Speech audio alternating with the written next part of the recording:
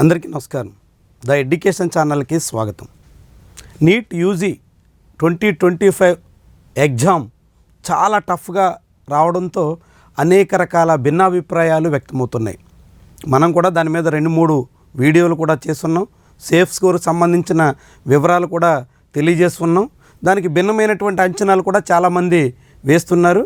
అయితే చాలామంది పేరెంట్స్కి ఇప్పటికీ అర్థం కానిది ఏంటంటే నీట్ యూజీ సంబంధించినటువంటి కౌన్సిలింగ్ ప్రక్రియ ఎట్లా ఉంటుంది.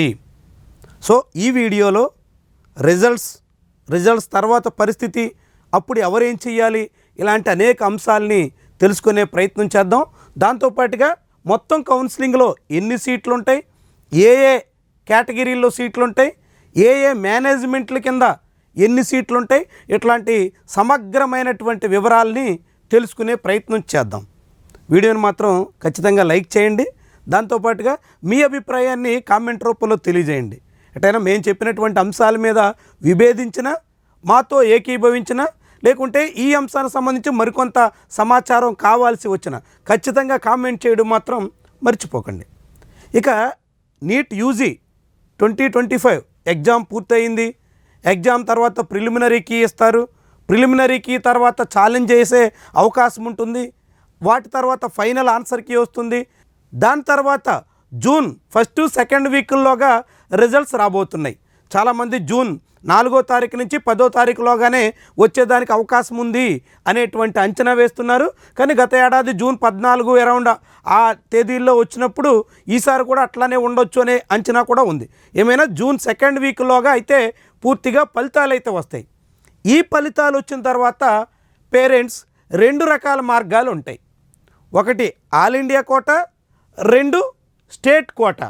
ఆల్ ఇండియా కోటా అంటే ఏంటి, స్టేట్ కోటా అంటే ఏంటి, దీన్ని తెలుసుకుందాం. ముందుగా అసలు నీట్ ఎగ్జామ్ ఏ ఏడాది ఎంతమంది రాశారు అనేది మనం లెక్కేస్తే ఈసారి 23 లక్షల మంది ఇంకా కొంత పైచిలకు స్టూడెంట్స్ రిజిస్టర్ చేసుకుంటే అటెండెన్స్ మాత్రం అరౌండ్ 21 లక్షల మంది, దాదాపు 21 lakhs స్టూడెంట్స్ మాత్రమే ఎగ్జామ్కి అటెండ్ అయ్యారు అనేటువంటిది లెక్క కనిపిస్తుంది. దాన్ని బట్టి అంటే దాదాపు 91-92% మధ్యలో మాత్రమే ఈసారి ఎప్పీర్ అయినట్టుగా కనిపిస్తుంది. ఇది గత ఏడాదితో పోలిస్తే చాలా తక్కువ. కరోనాలో 2020లో తప్ప 2019లో 92% ఉంది. అదేవిధంగా 2021లో 95 ఉంది, 22లో 94 ఉంది, 23లో 97 ఉంది, 24లో 96% ఉంది. ఈసారి మాత్రం చాలామంది స్టూడెంట్స్ పరీక్షకి హాజరు కాలేదు, అధికారిక లెక్కలు చెప్తున్నాయి. అంటే వాస్తవానికి ఈసారి అప్లై చేసినటువంటి వాళ్ళే తక్కువ. లాస్ట్ ఇయర్తో పోలిస్తే దాదాపు 1,00,000 మంది పైబడి ఈసారి రిజిస్టర్ కూడా చేసుకోలేదు. రిజిస్టర్ చేసుకున్నటువంటి వాళ్ళలో అపీర్ అయ్యింది కూడా పోలిస్తే లాస్ట్ ఇయర్తో పోలిస్తే దాదాపు 2 లక్షల మంది తక్కువగా పరీక్షకు హాజరైనట్టుగా అనిపిస్తుంది. ఒకటి, పరీక్ష పేపర్ చాలా టఫ్గా ఉంది. రెండోది, పరీక్షకు హాజరైనటువంటి వాళ్ళ సంఖ్య కూడా చాలా తక్కువగా కనిపిస్తోంది. దీన్ని బట్టి అనేక రకాల అడ్వాంటేజెస్, అంటే ర్యాంకు కొంచెం తక్కువ వచ్చినప్పటికి కూడా, మార్కులు కొంచెం తక్కువ ఉన్నప్పటికి కూడా ఈసారి అవకాశం ఉండొచ్చు అనేదానికి ఈ నెంబర్ ఒక సాక్ష్యంగా కనిపిస్తుంది. ఇక ఆల్ ఇండియా కోటా అంటే ఏంటి అంటే, ఆల్ ఇండియా కోటాని ఎంసీసీ ఆధ్వర్యంలో నిర్వహిస్తారు. దేశవ్యాప్తంగా ఉన్నటువంటి అన్ని ప్రభుత్వ మెడికల్ కాలేజీల్లో 15% సీట్లను ఆల్ ఇండియా కోటాలో భర్తీ చేస్తారు. వాటితో పాటుగా కేంద్ర ప్రభుత్వ సంస్థల్లో ఉన్నటువంటి వైద్య విద్యా సంస్థల్లో మొత్తం సీట్లన్నీ కూడా ఈ ఎంసీసీ ద్వారానే ఫిల్ చేస్తారు. అలాంటి సంస్థలు ఎన్ని ఉన్నాయంటే, మొత్తం గవర్నమెంట్ ఇన్స్టిట్యూషన్స్ దేశవ్యాప్తంగా 427 మెడికల్ కాలేజీలు ఉన్నాయి. అవి సెంట్రల్ గవర్నమెంట్ కావచ్చు, స్టేట్ గవర్నమెంట్ కావచ్చు, ఏ గవర్నమెంట్ ఆధ్వర్యంలో అయినా సరే మొత్తం గవర్నమెంట్ కాలేజీలు 427 ఉన్నాయి దేశవ్యాప్తంగా మెడికల్ కాలేజీలు. ఈ కాలేజీల్లో 59,849 మెడికల్ సీట్లు ఉన్నాయి. 59,849 మెడికల్ సీట్లు అంటే దాదాపు 50%, 50% గవర్నమెంట్ మెడికల్ కాలేజీల్లో సీట్లు ఉన్నాయి. ఈ ఏడాది 21 లక్షల మంది ఎగ్జామ్ రాశారనుకున్నాం కదా, ఆ 20 లక్షల మంది పోటీ పడేది ఈ 50% సీట్ల కోసమే. వాస్తవానికి మిగతావి ప్రైవేటు, అన్ఎయిడెడ్, ఇతర మేనేజ్మెంట్ సీట్లలో ఎన్నున్నా దానికి పోటీ తక్కువే ఉంటుంది. అందరూ పోటీ పడేది ఈ గవర్నమెంట్ కాలేజీల్లో సీట్లు తెచ్చుకోవాలనే. ఈ 50% సీట్లకే పోటీ హయ్యెస్ట్. దాంతోపాటుగా ప్రైవేట్ కాలేజీలు 306 ఉన్నాయి. 48,966 సీట్లు ప్రైవేట్ మెడికల్ కాలేజీల్లో ఎంబీబీఎస్ సీట్లు ఉన్నాయి. ఇది 41.5% ఈ ప్రైవేట్ మెడికల్ కాలేజ్. ఆ తర్వాత deemed universities, deemed to be universities అనొచ్చు, డీమ్డ్ యూనివర్సిటీస్ అనొచ్చు, ఏవైనా ఇవి కూడా ప్రైవేట్. ఇవి కూడా ఒక 47 ఉన్నాయి. అవి ఇవి కలుపుకుంటే దాదాపు 353 క్యాంపస్లు ఇక్కడ ఉన్నాయి ప్రైవేట్లో, 427 కాలేజీలు గవర్నమెంట్లో ఉన్నాయి. ఈ సీట్లు కూడా చూస్తే డీమ్డ్ యూనివర్సిటీల్లో 7.9 కలిపితే అవి ఇవి కలిపితే దాదాపు ఇదొక 49%, అదొక 50%. దాదాపుగా ప్రైవేటు గవర్నమెంటు మెడికల్ సీట్లు సమానంగా ఉన్నాయి. టోటల్ కాలేజెస్ చూస్తే 780కి 1,18,190 సీట్స్ ఉన్నట్టు.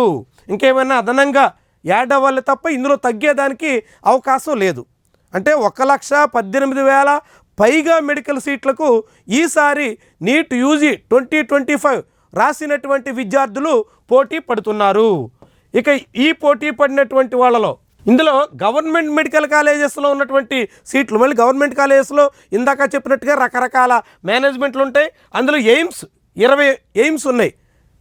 దేశవ్యాప్తంగా అన్ని రాష్ట్రాల్లోనూ 20 ఎయిమ్స్ విద్యా సంస్థలు ఉంటే అందులో 2,069 సీట్లు ఉన్నాయి. హైదరాబాద్లో బీబీ నగర్లో ఎయిమ్స్ ఉంది, ఆంధ్రప్రదేశ్లో మంగళగిరి ఎయిమ్స్ ఉంది. అలాంటి ఎయిమ్స్ అన్నీ కలిపి all India institute of medical sciences 20 ఉంటే 2,069 సీట్లు ఉన్నాయి. BHU బనారస్ హిందూ యూనివర్సిటీ, అక్కడ ఒక మెడికల్ కాలేజ్ ఉంది, అందులో 100 సీట్లు ఉన్నాయి. AMU అలీగఢ్ ముస్లిం యూనివర్సిటీ, అందులో 150 సీట్లు ఉన్నాయి. జిప్మర్ వాస్తవానికి 2 ఉన్నాయి, ఇక్కడ ఒకటి వచ్చింది. జిప్మర్ పాండిచ్చేరి ఉంది, జిప్మర్ కరైకల్ కూడా ఉంది. ఇక్కడ దాదాపుగా 300 సీట్లు ఉన్నాయి. దాంతోపాటుగా GMCs గవర్నమెంట్ మెడికల్ కాలేజెస్ 404 ఉన్నాయి. తెలంగాణలో తెలంగాణ స్టేట్ గవర్నమెంట్ రాష్ట్ర బైఫరికేషన్ తర్వాత కొత్తగా నిర్మించినటువంటి గవర్నమెంట్ కాలేజ్ అవ్వచ్చు, ఏపీలో పాత కొత్త గవర్నమెంట్ కాలేజీలు కావచ్చు. అలా దేశవ్యాప్తంగా అన్ని రాష్ట్రాల్లో ఉన్నటువంటి మొత్తం గవర్నమెంట్ మెడికల్ కాలేజెస్ 404 ఉన్నాయి. ఇవి 57,330 సీట్లు ఆ మెడికల్ కాలేజీల్లో ఉన్నాయి. అంటే మొత్తం కలిపి 59,849 సీట్లు ఈ గవర్నమెంట్ కాలేజెస్లో ఉన్నట్టు. ఇందులో MCC అంటే AIQ ఆల్ ఇండియా కోటాలో కౌన్సిలింగ్ నిర్వహించేటువంటి సంస్థలు ఎన్ని ఉంటాయి అని అంటే ఆ లెక్క తీస్తే మొత్తం ఇన్స్టిట్యూట్స్ 492 ఇందాక మనం చూసినటువంటివి. అందులో దాంతోపాటు BDSలో కూడా 95 సంస్థలు ఉంటాయి. MBBS ఇంటేక్ ఆల్ ఇండియా కోటాలో 7,903 ఉంటాయి. 7,903 సీట్లు ఆల్ ఇండియా కోటాలో ఫిల్ చేస్తారు. ఇందాక చూసాం ఆ లెక్కల్లో.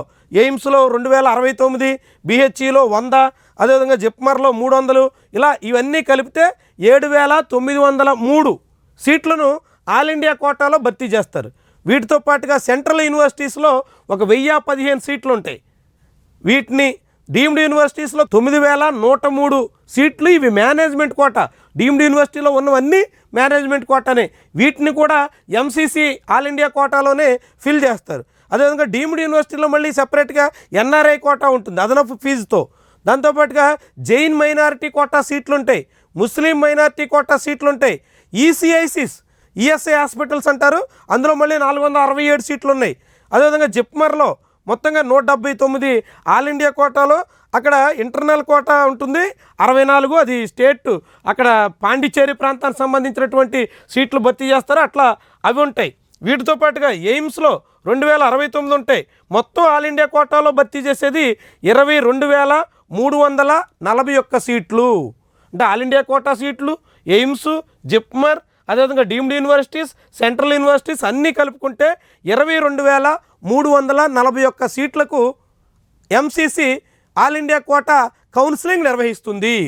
ఈ ఆల్ ఇండియా కోటా కౌన్సిలింగ్ అయిన తర్వాత ఇది ఎప్పుడవుతుంది? జూన్లో రిజల్ట్స్ వస్తాయి, జూలైలో కౌన్సిలింగ్ ఫస్ట్ రౌండ్ జరుగుతుంది, ఆగస్టులో అదే ఫస్ట్ సెకండ్ రౌండ్లు జరుగుతాయి, తర్వాత దాంతోపాటు థర్డ్ రౌండ్ కూడా ఉంటుంది. 3 రౌండ్లలో కౌన్సిలింగ్ జరుగుతుంది. ఇంకా సీట్లు మిగిలిపోతే చివరిలో స్ట్రే వేకెన్సీ రౌండ్, అది ఆగస్ట్ ఎండింగ్లో కానీ సెప్టెంబర్ ఫస్ట్ వీక్లో కానీ నిర్వహించేదానికి అవకాశం ఉంటుంది. మొత్తంగా 4 రౌండ్లలో ఆల్ ఇండియా కోటా కౌన్సిలింగ్ నిర్వహిస్తారు. ఈ ఆల్ ఇండియా కోటా కౌన్సిలింగ్తో పాటుగా స్టేట్ వైజ్గా కూడా కౌన్సిలింగ్ ఉంటుంది.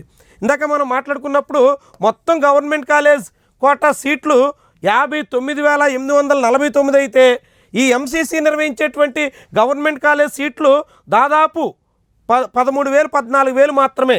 అందులో 7,900 ఎంబీబీఎస్ ఆల్ ఇండియా కోటా ఇంటేకు, దాంతోపాటుగా జిప్మర్, ఈఎస్ఐసి, దాంతోపాటుగా ఎయిమ్స్, ఇలాంటి అన్నీ కలిపితే దాదాపు 12,000 13,000 మాత్రం ఇక్కడ గవర్నమెంట్ సీట్లు ఆల్ ఇండియా కోటాలో భర్తీ చేస్తారు. మిగిలిన 40,000 సీట్లు ఆయా రాష్ట్ర ప్రభుత్వాలు రాష్ట్రాల వారీగా ఉన్నటువంటి హెల్త్ యూనివర్సిటీల ఆధ్వర్యంలో ప్రత్యేకమైనటువంటి కౌన్సిలింగ్ నిర్వహిస్తారు. ఉదాహరణకి తెలంగాణలో doctor Kaloji Narayanarao health university ఆధ్వర్యంలో కౌన్సిలింగ్ సెపరేట్గా తెలంగాణ స్టూడెంట్స్కి జరుగుతుంది. అందులో తెలంగాణ రాష్ట్రంలో ఉన్నటువంటి దాదాపు 9,000 సీట్లకు గాను అందులో 15% ఆల్ ఇండియా కోటాలో పోగా ఆల్ ఇండియా కోటాలో 7,903లో ఆ మెడికల్ కాలేజీలో 15% సీట్స్ని ఇక్కడ ఫిల్ చేస్తారు, ఎంసీసీ ఫిల్ చేస్తుంది. మిగిలినటువంటి 85% సీట్స్ని గవర్నమెంట్ కాలేజీల్లో అక్కడ తెలంగాణ కాళోజీ నారాయణరావు హెల్త్ యూనివర్సిటీ నిర్వహిస్తుంది. ఆంధ్రప్రదేశ్లో ఎన్టీఆర్ హెల్త్ యూనివర్సిటీ ఆధ్వర్యంలో ఆ గవర్నమెంట్ కాలేజీల్లో మిగిలినటువంటి 85% సీట్లను ఫిల్ చేస్తారు. మరి ప్రైవేట్ కాలేజీలకు వచ్చేసరికి ప్రైవేట్ కాలేజీల్లో 50-50 ఉంటుంది. 50% government A category seats, 50% management BC category seats ఉంటాయి. వీటన్నింటినీ కూడా మొత్తం మళ్ళీ ఆయా యూనివర్సిటీల పరిధిలోనే కౌన్సిలింగ్ నిర్వహిస్తారు. అంటే 50% ఏ కేటగిరీ సీట్లు ప్రైవేట్ కాలేజీలో, 85% ఏ కేటగిరీ సీట్లు గవర్నమెంట్ కాలేజీల్లో ఆయా స్టేట్ యూనివర్సిటీస్ అంటే ఎన్టీఆర్ హెల్త్ యూనివర్సిటీ ఆంధ్రప్రదేశ్లో, కాళోజీ నారాయణరావు హెల్త్ యూనివర్సిటీ తెలంగాణలో ఆ రాష్ట్రాల్లో ఉన్నటువంటి మెడికల్ సీట్లను భర్తీ చేస్తాయి. వాటిని స్టేట్ కోటా కౌన్సిలింగ్ అంటారు.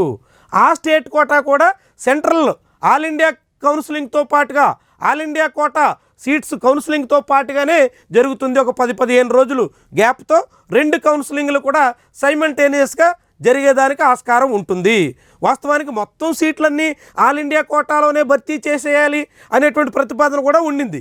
దాని మీద అనేక రాష్ట్రాలు అభ్యంతరం పెట్టడం, దాని మీద వచ్చేటువంటి సమస్యలు అనేక ఉంటాయి. ఇప్పటికే నీట్ కారణంగా మొత్తం కేంద్రీకరించడం వల్ల అనేక సమస్యలు వస్తున్నాయి అనేటువంటి అభిప్రాయం ఉండడంతో ఈ సీట్లన్నీ ఆల్ ఇండియా కోటాలోనే కౌన్సిలింగ్ చేయాలి అనేటువంటి ప్రతిపాదన ప్రస్తుతానికి పక్కన పెట్టారు.